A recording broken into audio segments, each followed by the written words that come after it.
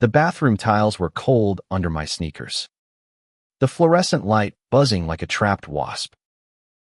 I was 18, a senior at Lincoln High, and I'd never felt more alone than in that moment, hiding in the last stall of the boys' restroom during fifth period. My heart pounded so loud I swore it echoed off the graffiti-scratched walls. It wasn't supposed to be like this. I was Ethan Carter, the kid who blended into the background decent grades. No trouble. Just another face in the crowd of a small-town Ohio high school. But that day, something shifted. Like the world tilted just enough to throw me off balance. It started with Coach Riley Mister. Riley to the rest of the school. But to me, just Riley. The PE teacher who everyone loved or feared. Sometimes both. He was all broad shoulders, easy smiles, and a voice that could cut through the chaos of a gym class dodgeball game. But to me, he was something else entirely. A puzzle I couldn't stop trying to solve. I'd noticed him watching me during practice.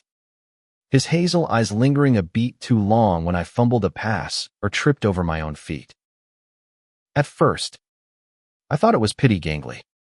Awkward Ethan. The kid who'd rather sketch in his notebook than run laps. But then came the moments that didn't add up, his hand brushing mine when he handed me a water bottle. The way he'd call me kid with a softness that made my chest ache. I told myself it was nothing. I was imagining it. I had to be. That day in the bathroom, I wasn't hiding from class. I was hiding from him. Or maybe from myself. I'd seen him in the hallway earlier, leaning against a locker, laughing with another teacher. His laugh was like sunlight breaking through clouds, and it hit me so hard I couldn't breathe. I'd bolted to the restroom, splashing cold water on my face, trying to drown the feelings I didn't know how to name. I wasn't out not to my friends, not to my family, not even to myself. In a town like ours, you didn't talk about things like that. You buried them. The door creaked open, and I froze. Heavy footsteps echoed, deliberate, like they knew exactly where they were going. My breath caught as a shadow fell across the stall door. Ethan. His voice was low, careful, like he was afraid of breaking something fragile. It was Riley. I didn't answer. My hands gripped the edge of the sink, knuckles white. The air felt too thick, like I was breathing molasses. I know you're in there, he said, softer now. You okay? Kid. Kid. That word again. It was a knife and a bandage all at once. I wanted to scream at him to leave, to stop making me feel like this. But my voice wouldn't come. The stall door wasn't locked. I hadn't thought to lock it when it swung open. There he was. 6 feet of muscle and quiet intensity. His eyes searching mine like he could see every secret I'd ever kept. I saw you run in here, he said, stepping closer. The space between us felt electric. Dangerous. You looked scared. I'm fine. I managed. But my voice cracked, betraying me. He didn't move. Just stood there, his presence filling the tiny stall. I could smell his cologne woodsy. Warm. Like a forest after rain. It made my head spin. You're not fine, he said, and there was something raw in his voice. Something that mirrored the chaos in my chest. He took another step, and suddenly he was too close. Close enough that I could see the faint stubble on his jaw. The way his lips parted slightly as he exhaled. Ethan, talk to me. I don't know what made me do it. Maybe it was the way he said my name, like it was something precious. Maybe it was the years of hiding, of pretending I didn't feel what I felt. But I looked up at him, and the words spilled out before I could stop them. "Why do you keep looking at me like that?" His eyes widened, just for a second, and then something shifted in his expression, something unguarded, vulnerable. He didn't answer right away. Instead, he reached out, his hand hovering near my arm, not quite touching. "Because I can't stop," he whispered. The world stopped. My heart stopped. And then, before I could process what was happening, his hand was on my arm, warm and steady, pulling me gently toward him. It wasn't a kiss, not yet, but it was something more dangerous. A confession. A line crossed. A secret we couldn't take back. The bell rang, sharp and jarring, shattering the moment. Riley stepped back, his face a storm of emotions: guilt, longing, fear. "We can't," he started, but his voice broke. He ran a hand through his hair, his eyes pleading with me to understand something he couldn't say. Then he was gone, the door swinging shut behind him. I stood there, alone again, my heart racing like I'd just run a marathon. What had just happened? What did it mean? I didn't know. But one thing was clear: nothing would ever be the same. The next few weeks were a blur of stolen glances and unspoken words. I'd catch Riley watching me in the gym, his eyes flickering with something that made my stomach flip. But he kept his distance, and I didn't know how to bridge the gap. Part of me wanted to run to him, to demand answers. Part of me wanted to pretend it never happened. But every time I closed my eyes, I saw his face, felt the ghost of his touch on my arm. Lincoln High was a pressure cooker. Rumors spread like wildfire, and I wasn't naive enough to think we could keep this whatever it was a secret forever. My best friend, Mia, noticed something was off. "You're acting weird," she said one day at lunch, her brown eyes narrowing. "Spill it, Ethan." I wanted to tell her. God, I wanted to tell someone. But how could I explain what I didn't understand myself? Instead, I shrugged and changed the subject. But her frown told me she wasn't buying it. At home, things weren't much better. My dad was a mechanic, all rough hands and gruff words. The kind of guy who thought feelings were a waste of time. My mom was kinder, but she had her own battles, working double shifts at the diner to keep us afloat. I couldn't burden them with this, not when I didn't even know what this was. One night, I found myself back in that bathroom, staring at my reflection in the cracked mirror. It was after hours, the school empty except for the janitor's faint humming somewhere down the hall. I don't know why I went there. Maybe I was chasing the memory of that day, trying to make sense of it. The door creaked open, and my heart leapt into my throat. It was Riley. Of course it was. He looked tired, his usual confidence replaced by something heavier. "Ethan," he said, his voice barely above a whisper. "We need to talk." I nodded, my throat too tight to speak. He stepped closer, and for a moment, I thought he might touch me again. But he didn't. Instead, he leaned against the sink, his hands gripping the edge like he was holding himself together. "What happened? It was a mistake," he said, but his eyes told a different story. "I'm your teacher." "I can't. I shouldn't."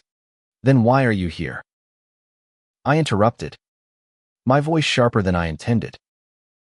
I was tired of the push and pull, the way he made me feel alive and then tore it away. He looked at me, and for the first time, I saw fear in his eyes. Not just fear of getting caught, but fear of himself, of what he felt. Because I can't stay away from you, he admitted. And the words hit me like a punch to the chest. We stood there, the silence stretching between us, heavy with everything we weren't saying.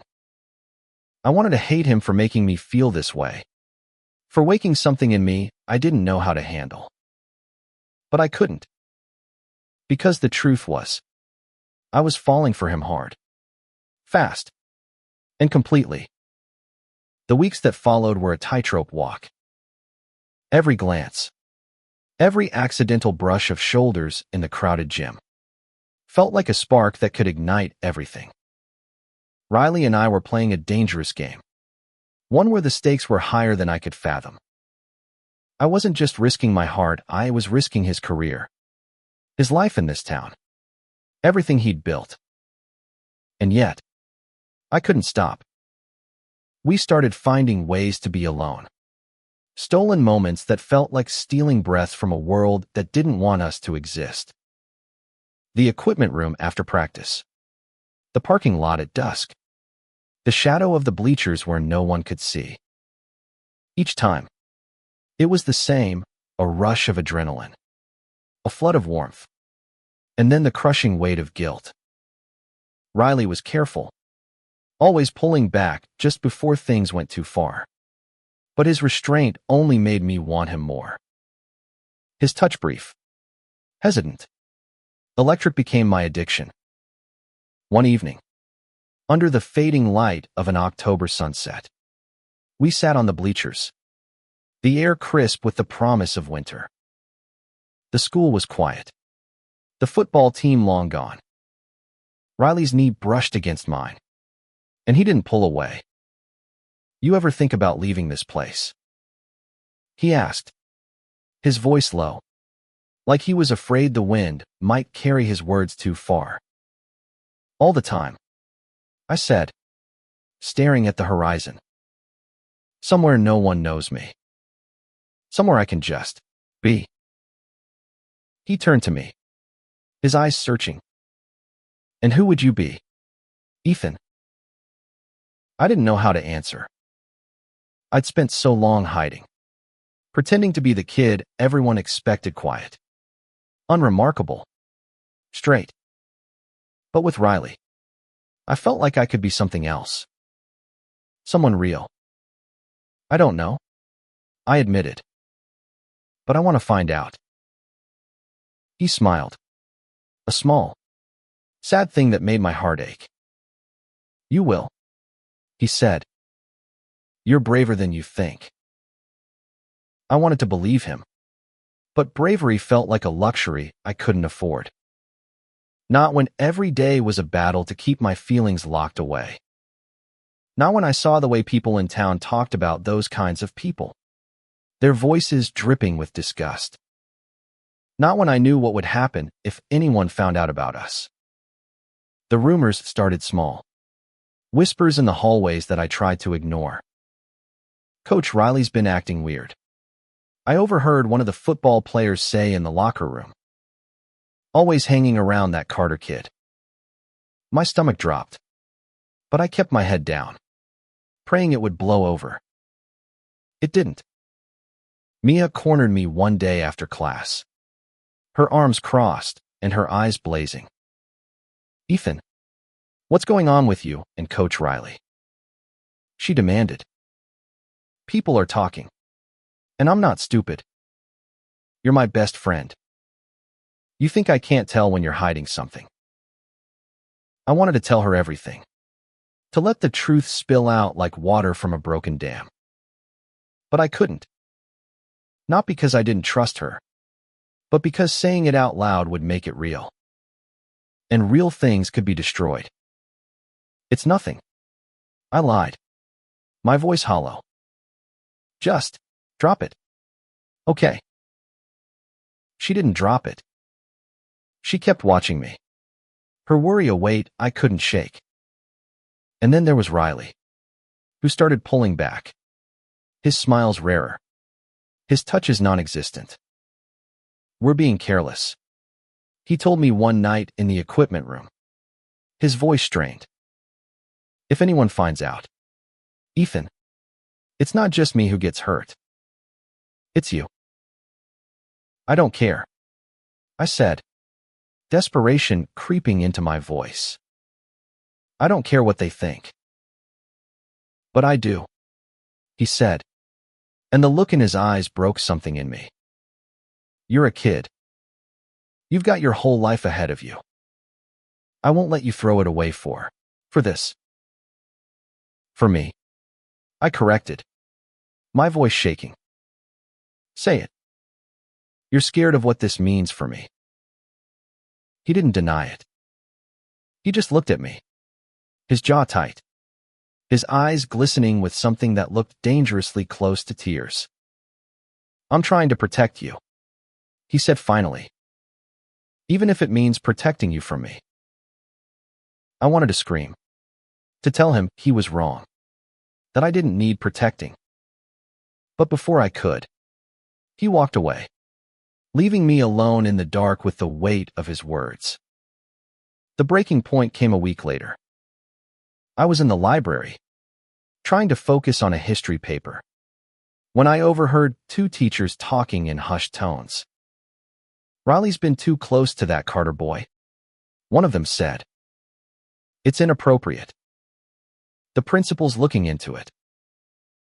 My blood ran cold. I didn't wait to hear more. I grabbed my backpack and ran, my heart pounding in my ears. I found Riley in his office, grading papers, his face pale and drawn.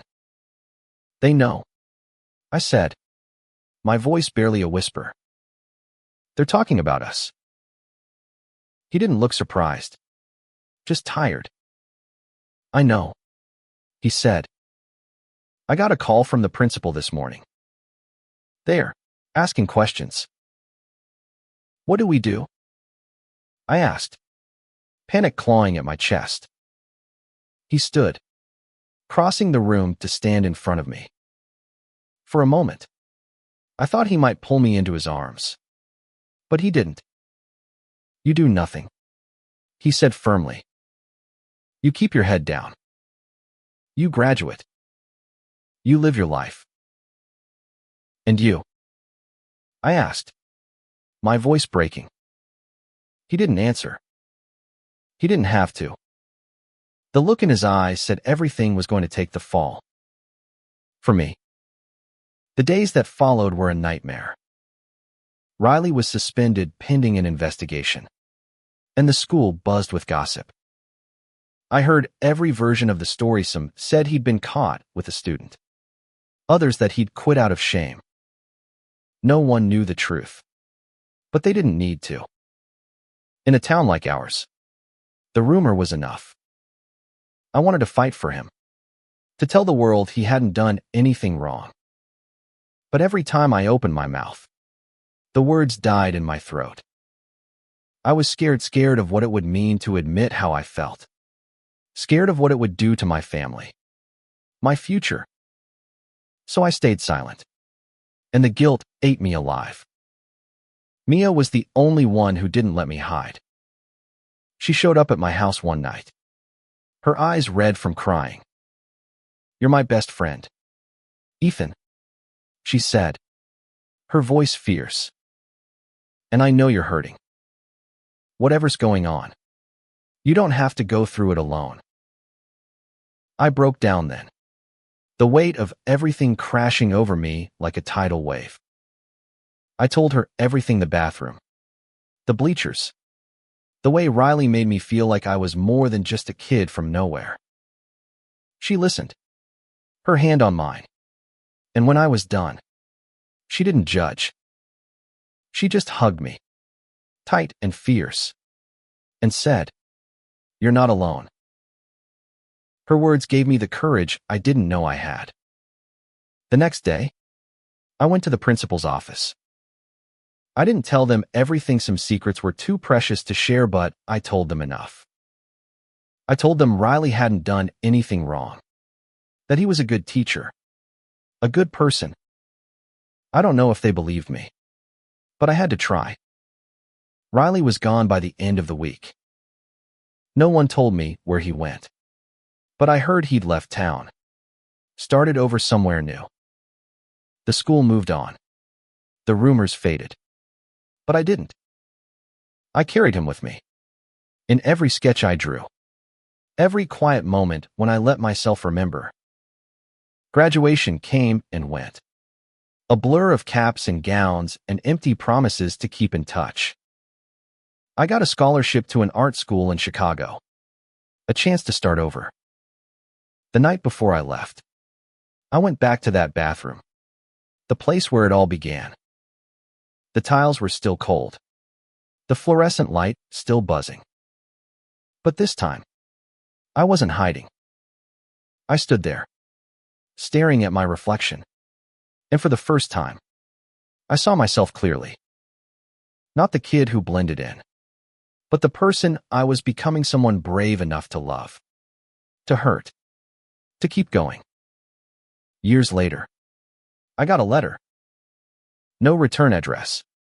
Just a single page in Riley's unmistakable handwriting. "I'm proud of you, kid," it said. "Live your truth. You're braver than you know." There was no signature. No way to find him. But I didn't need one. Those words were enough. I keep that letter in a box under my bed, along with the sketches I drew of him, his smile, his eyes, the way he looked at me like I was worth something. I'm not that scared kid anymore. I'm out. I'm proud. And I'm living a life I never thought I could. But I'll never forget him. Or the moment in that school bathroom when he showed me who I could be. Love isn't always easy. And it doesn't always last. But sometimes, it's the thing that saves you. Riley was my first love. My first heartbreak. And the reason I found the courage to be myself. And for that, I'll always carry him with me. A secret too beautiful to forget.